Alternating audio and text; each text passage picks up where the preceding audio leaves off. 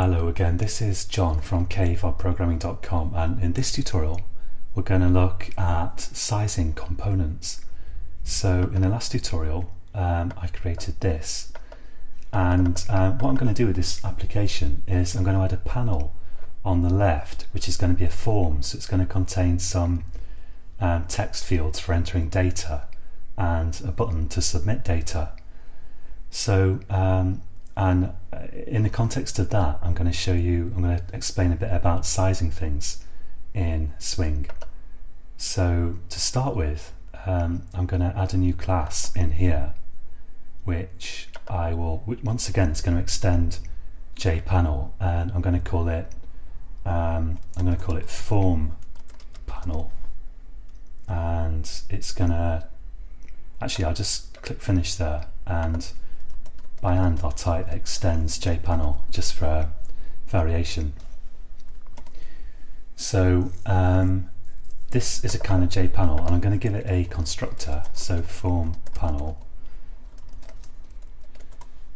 and I'm going to add this to the main frame. So I go to the main frame, I give it a private form, if I can get the capital F there, form panel,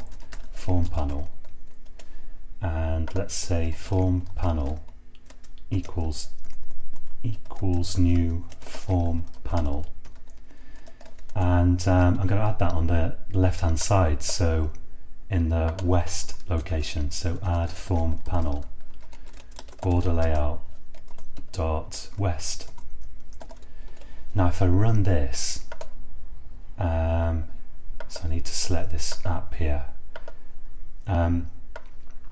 It's added the panel, but it's very, very narrow, and I want that panel to be wider.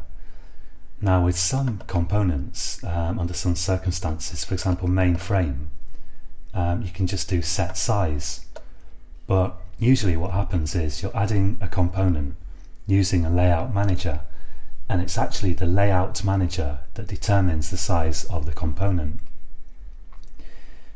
And in order to tell the layout managers what size the components want to be, the components have a thing called a preferred size.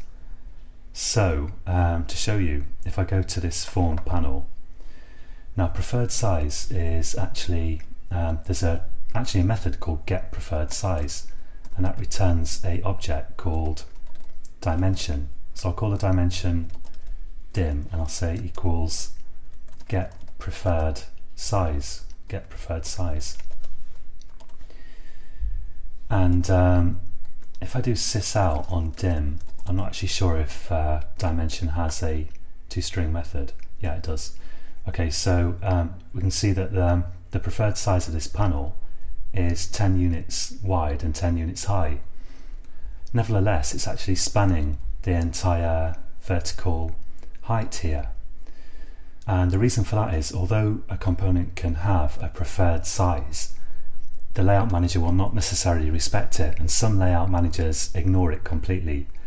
But for border layout here, it's going to use it judiciously. So what I can do here to resize the panel is I can say dim.set, in fact I can say dim.width, and change the width to, let's say, 250 pixels this is, and I can call set preferred size dim, like this.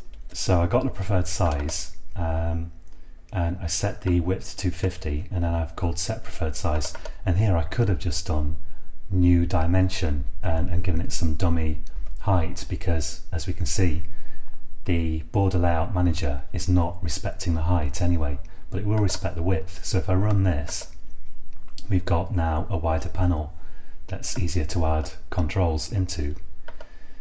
I think, if I remember rightly, set preferred size will also work with buttons in the grid bag layout manager, because shortly in a couple of tutorials we're going to look at how you use a layout manager called grid bag layout to add controls onto the form, but that's coming shortly.